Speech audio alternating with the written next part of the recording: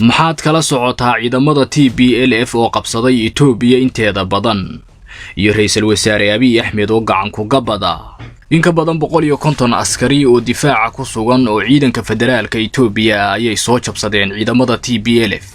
jamhuuriyadda tan muddada dheer nabadgelyadu ka jirtay ayaa waxay u muuqataa mid kaliil iyo kala hayaan gashay.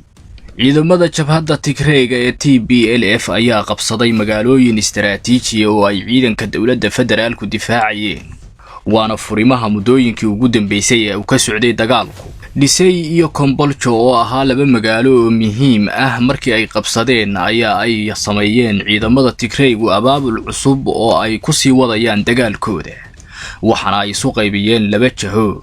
jahada koobaad ayaa ah magaalada Addis Ababa ee caasimadda waddanka Itoobiya oo bartilmaameedkooda ah, halka ay jahada labaad tahay wadada xadiidka ah ee ka timaada waddanka Djibouti, taasi oo ay saanadu u soo marto ciidanka militariga ah ee dawladda federaalka.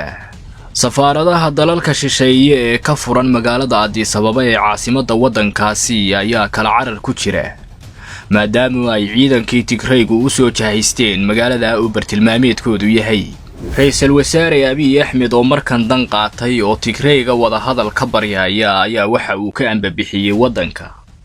caruurtiisa iyo xaasaskiisii waxana ay gaadheen waddanka Switzerland ee qaaradda Yurub.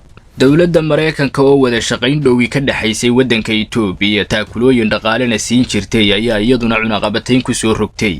waddanka Itoobiya ayaa ka faa'iidi jiray waxyaabaha uu dalka Mareykanka u dhoofiyo in ka badan 200 milyan. waxyaabahaasi oo si bilaa cashuur ah waddanka Mareykanka ku geli jiray ayaa dawladda Mareykanku ay joojisay. saraakiisha dagaalka hogaaminaysa ee ciidanka TPLF ayaa soo saaray liis ay ku bartilmaameedsanayaan dambiilayaal dagaal, kuwaasi oo ay sharciga hor keeni doonaan.